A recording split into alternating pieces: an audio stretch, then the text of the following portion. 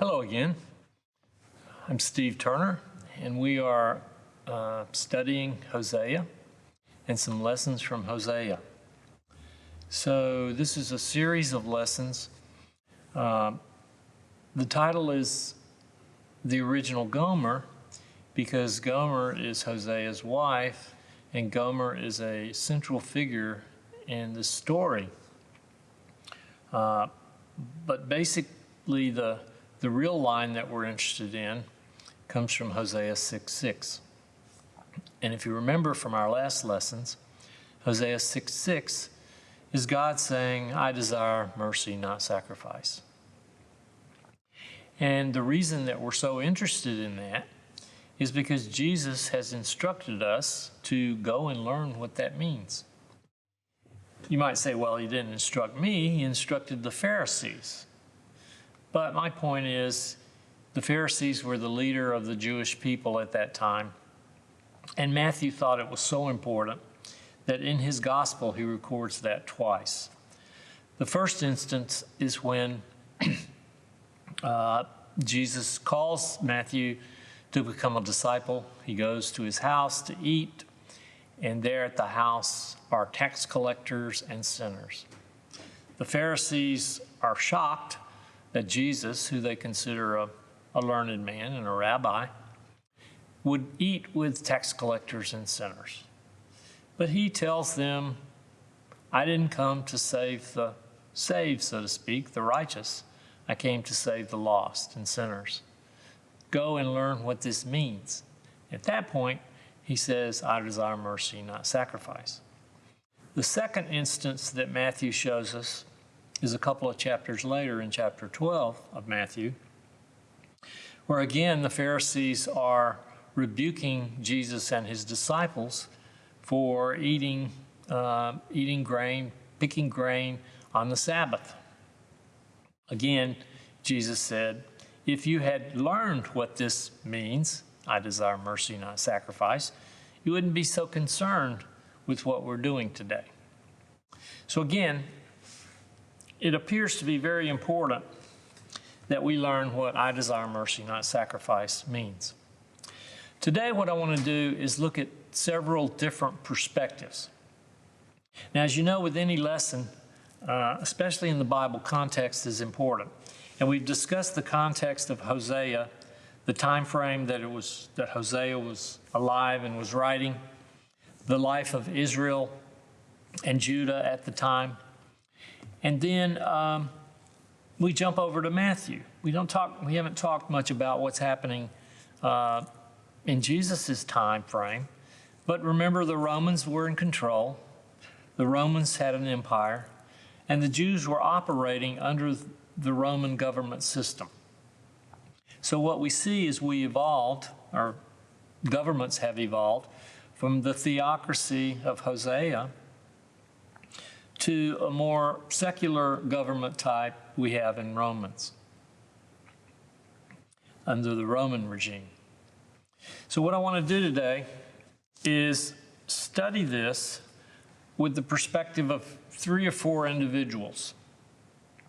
So the first one is not an individual, it's God. So the first perspective that we want to take is God's perspective. Next, we're going to look at Jesus' perspective. Then we're going to look at Hosea's perspective, and we'll probably finish with Gomer. Now, there's one other perspective that we haven't really touched upon, and that's the Pharisees, and that's the church leaders. So if we have enough time, we'll probably look at that also. So first of all, let's look at God's perspective. Well, basically, the whole Bible is a lesson about God and his relationship to mankind and mankind's relationship to each other.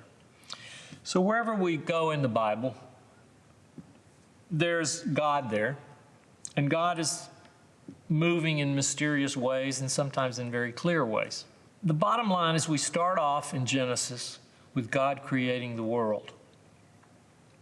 The next thing he does is he creates man and woman. And then we see he gives man and woman a few instructions. We don't do too well there. So that puts us in a situation where we're kind of apart from God and we're alienated from each other. But God never leaves us. God always sticks with us, and He always gives us, I don't want to say alternatives, but He also always gives us avenues out of our troubles. And those avenues always lead where? Well, they lead back to Him and learning about His ways and what He wants us to do. Now, we're lucky. It's 2021, so we're going to time stamp this lesson today. This lesson is time stamped on June the 21st, 2021. This is significant because this is the first day of summer. We're in Mississippi, so we're going to get ready for some hot weather. We've already had a few days of hot weather, but it's coming. 2021. We're lucky. First of all, we have a Bible that's everywhere. It doesn't take you long to find a Bible. And if you don't have one, let us know. We'll get you one. The Bibles are everywhere. So that's good for us. The major thing, though, is we were born here, those of us still around in 2021, when Jesus had already come. So in Hosea's time, there was no Jesus. Jesus hadn't come yet. But in Matthew's time, Jesus had come. So Matthew, he followed Jesus, but as important, he wrote a lot of stuff down. And he recorded Jesus' sayings and his events and his actions. And that's going to be crucial to us. But what does God want from us? Well, a lot of the Old Testament has to do with God's relationship with Israel. And if you remember, it starts with Adam and Eve. They have a few sons. They have problems there. Then we move to Noah. There's a flood. Things happen there. Then we move to Abraham. That's a big deal. And then there's a covenant between Abraham and God and the people of Abraham. Then we move to Joseph, who takes us to Egypt, and then eventually his people wind up in Egypt as slaves. Then we get Moses. Now, Moses is a character, a great character, and that he leads Israel, he leads the people, the Jewish people, out of Egypt, and eventually they come upon the promised land. Now, let's leap forward to where they want a king. Now we get into some government stuff, okay? Now we get into where Israel is not just a people following God, but they're also a people known as God's people. And they're really proud of that, and they're really going to attach to that. But they want a king. And why do they want a king? They want a king because all their neighbors have a king. So they think, well, everybody we know around us has a king. We need a king too. God wasn't real pleased with this, but he gave him a king. And what happens next is they have some good kings, but every king was a man. And there are always problems when you have men and women leading yourself, because we're fallible. We're sinners. So we had Saul, he was the first king. Then we had David, and we all know the story of David. Then we had Solomon. Solomon was a very wise man, but later in life he adopted a lot of the ways of his neighbors. And especially after Solomon, we see his sons are not good leaders. And what happens then is the united kingdom divides into separate kingdoms of Judah and Israel, or Ephraim. So what we have there is now we're at the time in Hosea where we have divided kingdoms. And Hosea starts giving us a very definite time period of the reign of Uzziah, Jotham, Ahaz, and Hezekiah, who are the kings of Judah, and the reign of Jeroboam, son of Joash, is the king of Israel. So this is going to timestamp where Hosea is. Now I bring that up because a lot of Hosea is forecasting, is prophesying what's going to happen. And what's going to happen is this. The Assyrians are going to take over Israel, and the Babylonians are going to take over Judah, and eventually the Persians are going to take over everybody.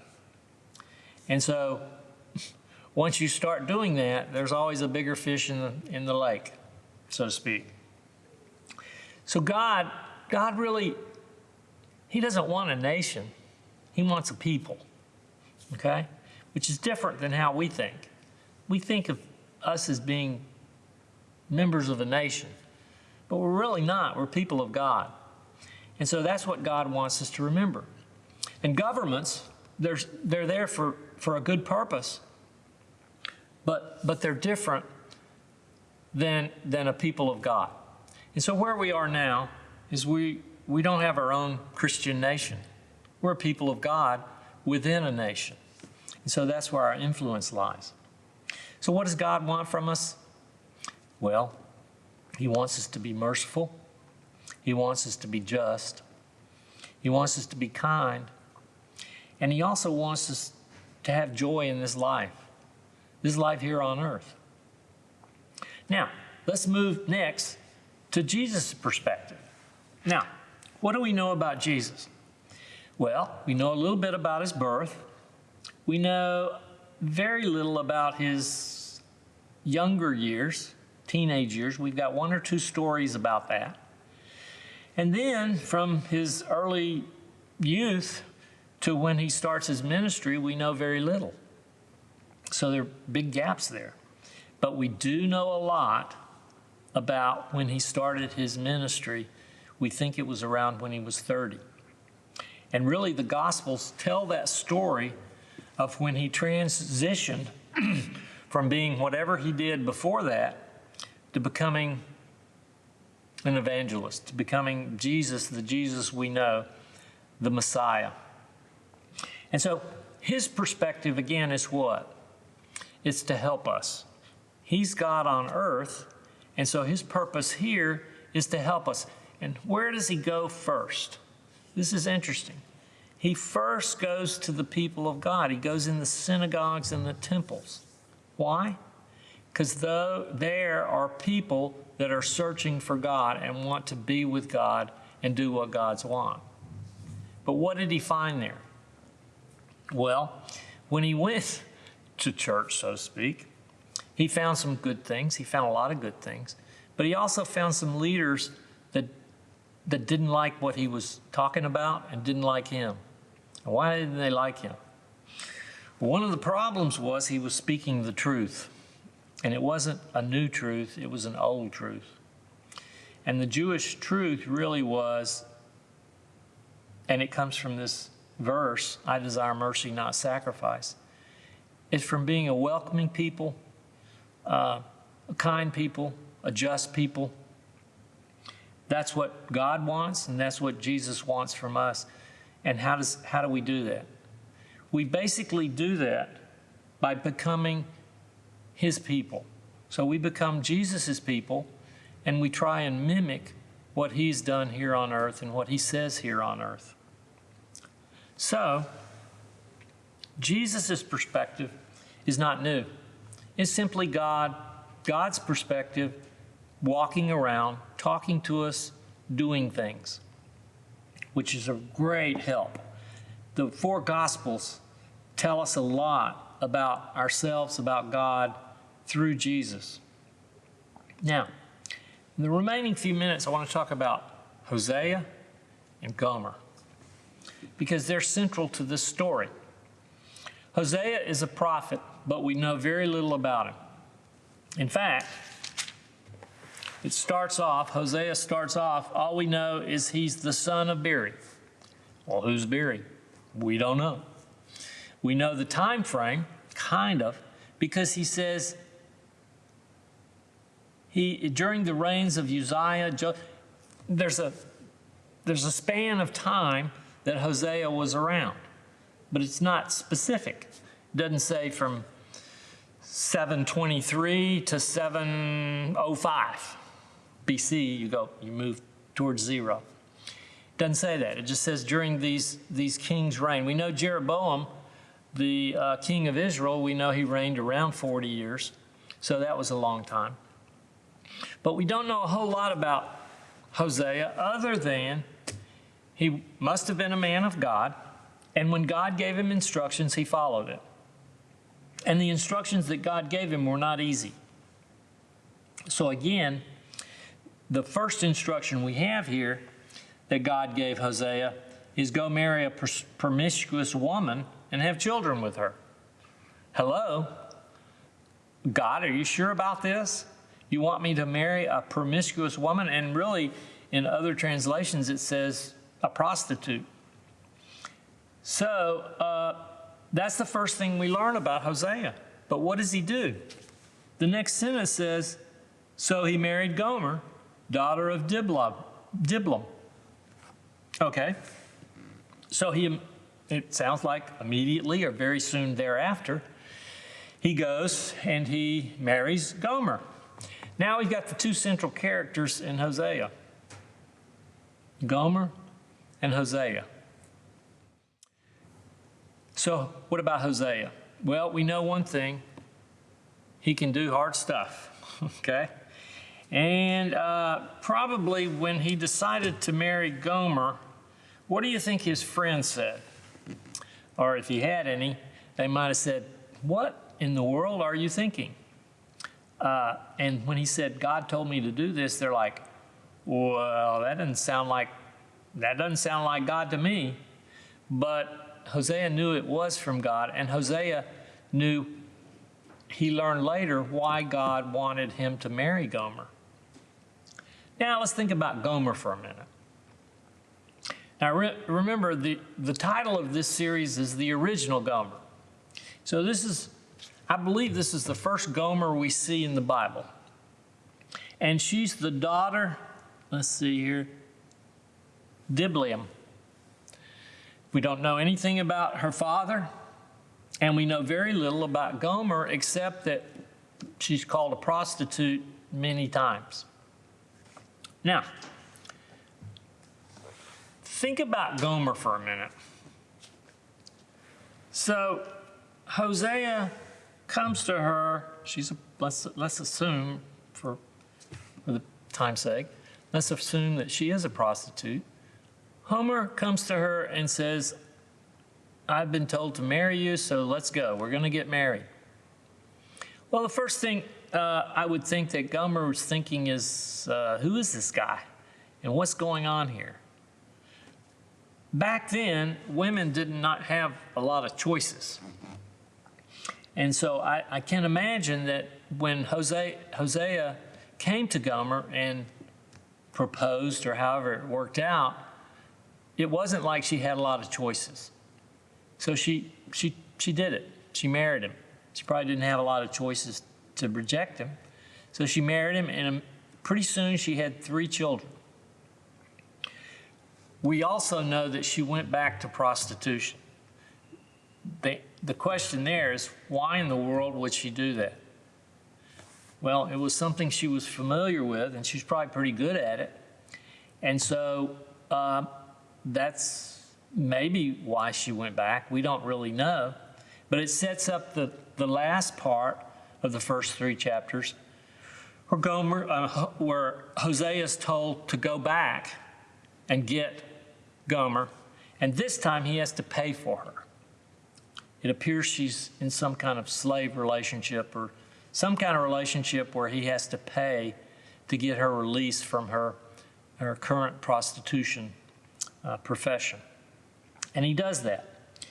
When he does that, though, there's kind of a dialogue that goes on between him and Gomer, or it's mostly from Hosea to Gomer. So let me read that again. Then I told her, you are to live with me many days. You must not be a prostitute or be intimate with any man, and I will behave the same way towards you. So, Hosea goes and gets Gomer, retrieves her basically, and makes this commitment to her, in turn, her making a commitment to him. And I think that says a lot about Hosea. It also says something about Gomer. We know less, though. It's really not Gomer's story, which is, to me, a little frustrating because I'd like to know more about Gomer. Because to me, I'm Gomer. I mean, we're Gomer. I mean, we're the ones that forsake God, that forsake our fellow man, that look down on people, that are not merciful, we're not kind, so on and so on. Hosea is kind, is merciful, is generous. That reflects God's mercy on not only Israel and Judah, but also reflects God's mercy on us. And Jesus is reminding of that. He's reminding us because we're the church people. So I'm sitting here in a church. Our church luckily has a TV studio. And so we're replicating a Sunday school lesson. So we're the church people. And if you're looking at this, this lesson is addressed to you. I'm assuming that you follow Christ or you're looking to God, for God somewhere. And so the lesson here is God is with you. God loves you, but there's something required of you. And what is that? Well, it's acknowledgement of God, and also your life needs to reflect God's mercy and God's love and God's justice.